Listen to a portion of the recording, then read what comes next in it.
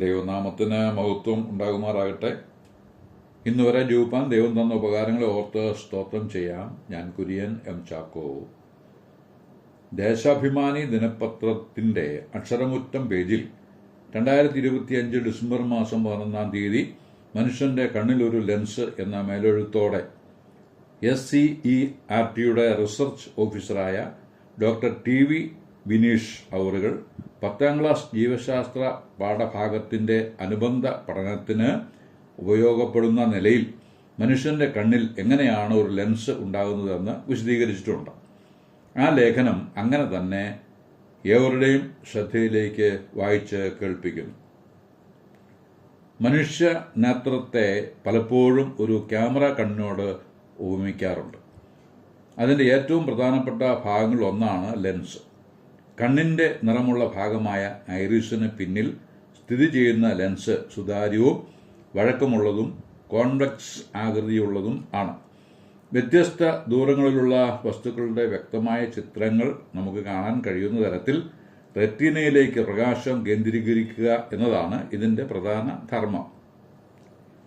കണ്ണിലെ ലെൻസിൻ്റെ പ്രധാന സവിശേഷതകളിൽ ഒന്ന് ആകൃതി മാറ്റാനുള്ള കഴിവാണ്. ഈ പ്രക്രിയ അക്കോമഡേഷൻ എന്നറിയപ്പെടുന്നു. നിങ്ങൾ അകലെയുള്ള എന്തെങ്കിലും നോക്കുമ്പോൾ ലെൻസ് നേർത്തതായിത്തീരുന്നു. നിങ്ങൾ വളരെ അടുത്ത് എന്തെങ്കിലും നോക്കുമ്പോൾ അത് കട്ടിയുള്ളതായും തീരുന്നു. ലെൻസിന് ചുറ്റുമുള്ള സിലിയറി പേശികളാണ് ഈ മാറ്റങ്ങൾ നിയന്ത്രിക്കുന്നത്. മനുഷ്യന്റെ കണ്ണിലെ ലെൻസ് പ്രകാശം കേന്ദ്രീകരിക്കുന്നതിലൂടെയും വ്യത്യസ്ത ദൂരങ്ങളിലേക്ക് ക്രമീകരിക്കുന്നതിലൂടെയും കാഴ്ചയിൽ നിർണായക പങ്ക് വഹിക്കുന്നു. മനുഷ്യന്റെ കണ്ണിലെ ലെൻസിന്റെ വികാസം പ്രകൃതിയുടെ ഏറ്റവും വിസ്മയകരമായ എഞ്ചിനീയറിംഗ് ആണ്.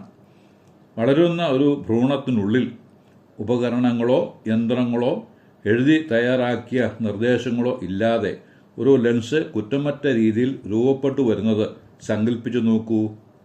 അസാധ്യമെന്ന് തോന്നാം.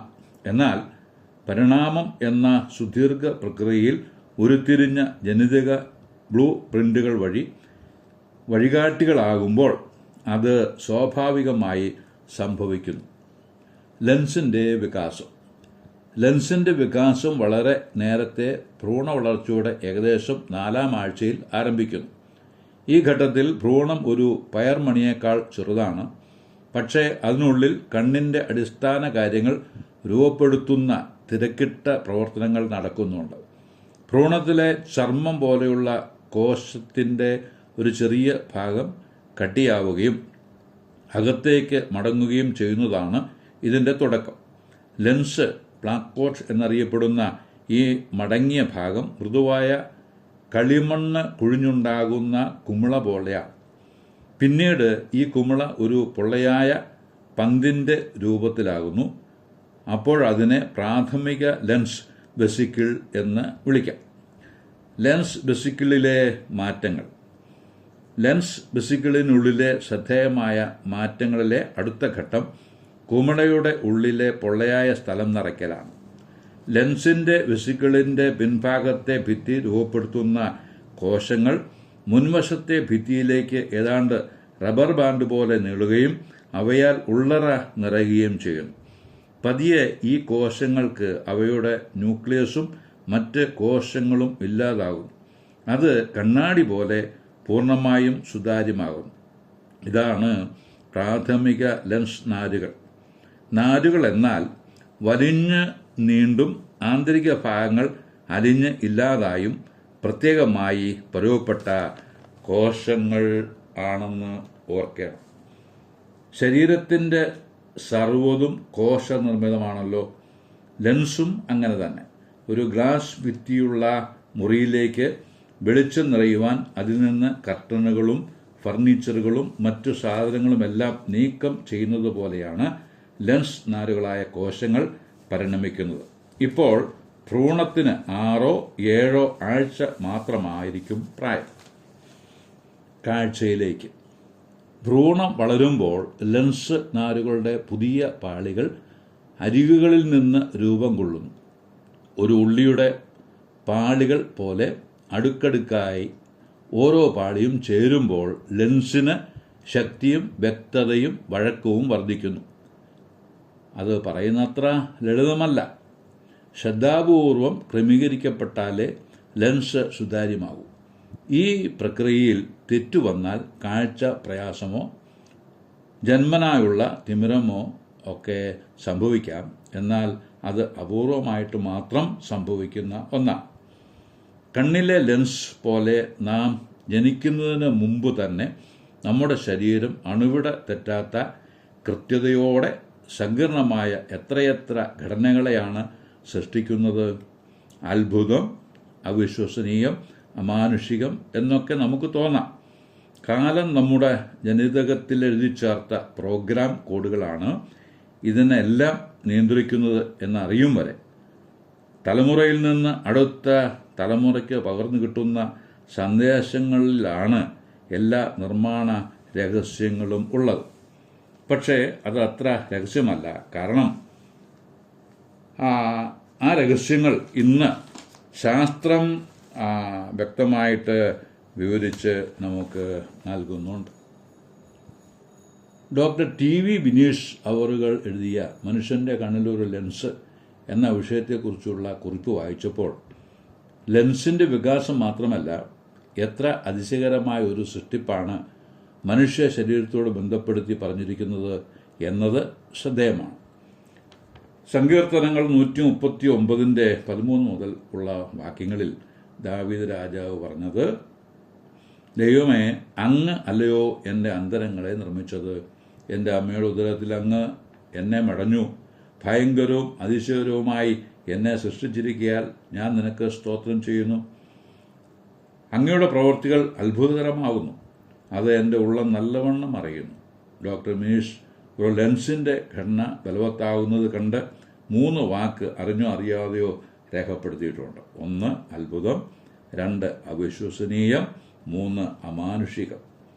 ഈ വാക്കുകൾ ഏകദേശം 3000 വർഷങ്ങൾക്ക് മുമ്പ് ദാവീദ് രാജാവ് ദൈവസന്നിധിയിൽ സമ്മതിക്കുന്ന വാക്കുകളാണ്. ഭയങ്കരം, അതിശയം, അത്ഭുതം. ഭയങ്കരനായവൻ എന്ന് ദൈവനാമത്തിലുള്ള വിശേഷണമായിട്ട് സങ്കീർത്തനം 76:11 111:10 രേഖപ്പെടുത്തിയിട്ടുണ്ട്. ഭയങ്കരനായവൻ എന്ന വാക്ക് അതുതന്നെയാണ് റവറൻറ്റ് എന്ന ഇംഗ്ലീഷ് ഭാഷയിലും ഉള്ളത്. ചില ഉന്നത സ്ഥാനീയരായ മനുഷ്യരെ റവറൻറ്റ് എന്ന് സംബോധന ചെയ്യുന്നത് കേൾക്കുകയും അങ്ങനെ എഴുതിയിരിക്കുന്നത് കാണുകയും ചെയ്തിട്ടുണ്ട്. അത് അപകടമല്ലേ? കാരണം ദൈവത്തിന് നാം വൃഥാ ഉപയോഗിച്ചുകൂടാ എന്നത് കൽപ്പനയാണ്. കൽപ്പനാലംഘനം പാപമാണ് എന്ന് പറയേണ്ടതില്ലല്ലോ. 2 അതിശയം എന്നത് ന്യായാധിപന്മാർ 13:18 യേശുക്രിസ്തുവിനെ കുറിക്കുന്നതായാണ് മനസ്സിലാകുന്നത്. ദൈവത്തെ ആരും ഒരു നാളും കണ്ടിട്ടില്ല. പിതാവിൻ്റെ മടിയിലിരിക്കുന്ന ഏകജാതനായ പുത്രൻ അവനെ വെളിപ്പെടുത്തിയിരിക്കുന്നു എന്ന് യോഹന്നാന്റെ സുവിശേഷം 1:18 വായിക്കും. ന്യായാധിപന്മാർ 13:8 മനോഹ ദൂതനോട് പേര് ചോദിക്കുമ്പോൾ അതിശയം ഉള്ളത് എന്ന് പറഞ്ഞു. മനോഹയ്ക്ക് കാര്യം മനസ്സിലായി. ഉടനെ യാഗം അർപ്പിച്ചു. ആ യാഗം സ്വീകരിച്ച യഹോവയുടെ ദൂതൻ ഉയരത്തിലേക്ക് കയറിപ്പോയി. 22 വാക്യത്തിൽ മനോഹ പറയുന്നത് ശ്രദ്ധിക്കണം, നാം ദൈവത്തെ കണ്ടതുകൊണ്ട് മരിച്ചു പോകും. അപ്പോൾ തൻ്റെ ഭാര്യ പറഞ്ഞു, അങ്ങനെ സംഭവിക്കില്ല. കാരണം നമ്മെ കൊല്ലുവാൻ കർത്താവിന് മനസ്സായിരുന്നുവെങ്കിൽ നമ്മുടെ കയ്യിൽ നിന്ന് യാഗം സ്വീകരിക്കുകയില്ലായിരുന്നു.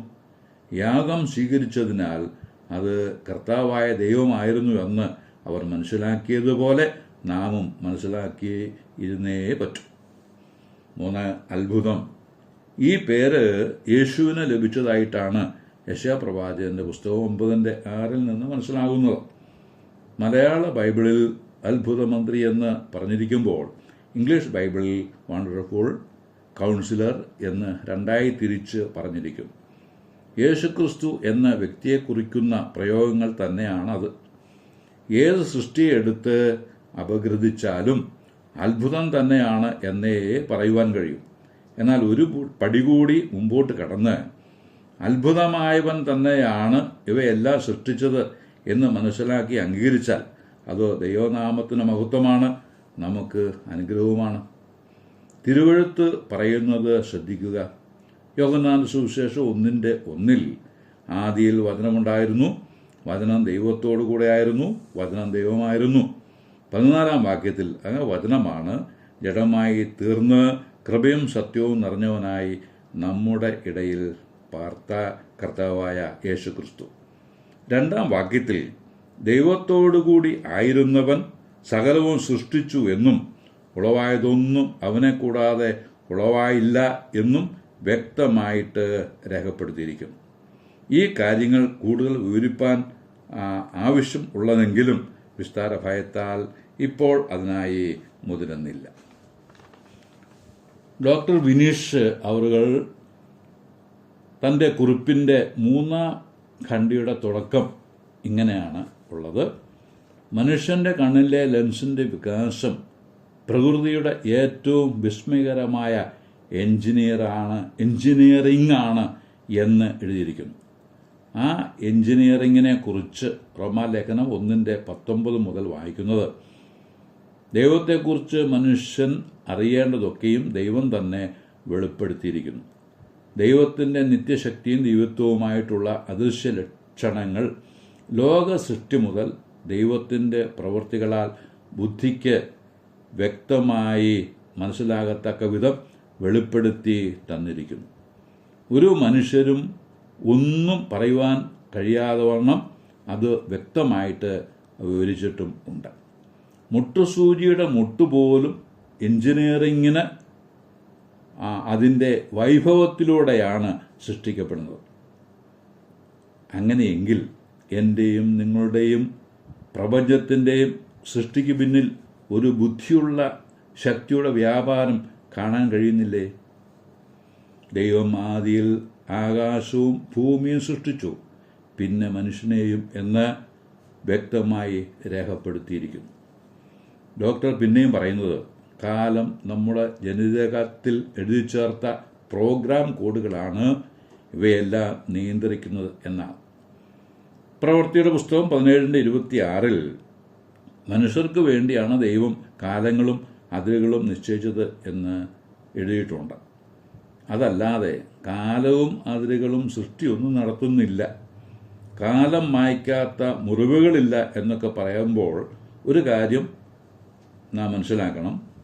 ഒരു സംഭവത്തിന് ശേഷം കുറേ കാലം കഴിയുമ്പോൾ കഴിഞ്ഞതൊക്കെ മറന്നുപോയിക്കൊള്ളും എന്ന ആശയമാണ് അവിടെ വരുന്നത്. അതല്ലാതെ കാലം സൃഷ്ടികർമ്മമൊന്നും നടത്തുന്നില്ല. മനുഷ്യൻ കാലത്തിനും അതിർത്തികൾക്കും ഉള്ളിൽ ഉള്ളവനാണ്. ദൈവം കാലത്തിനും അതിരുകൾക്കും അതീതനാണ്. ഇനിയും വിവരിപ്പാൻ അധികമുണ്ടെങ്കിലും സമയമെടുക്കുന്നില്ല. സഭാപ്രസംഗിയുടെ പുസ്തകം 11:5 വായിക്കുന്നത് പോലെ, കാറ്റിൻ്റെ ഗതി എങ്ങോട്ടെന്നും ഗർഭിണിയുടെ ഉദരത്തിൽ അസ്ഥികൾ ഉരുവായി വരുന്നത് എങ്ങനെയെന്നും നീ അറിയാത്തതുപോലെ സകലവും ഉണ്ടാക്കുന്ന ദൈവത്തിൻ്റെ പ്രവൃത്തികളെയും നീ അറിയുന്നില്ല. അതറിയുവാൻ താല്പര്യമുണ്ടെങ്കിൽ ഒരു ബൈബിൾ വായിക്കുവാൻ ബുദ്ധി പറഞ്ഞുകൊണ്ട്. വാക്കുകൾക്ക് പൂർണ്ണവിരാമം കുറിക്കുന്നു. ദൈവനാമം മഹത്വപ്പെടുമാറാകട്ടെ.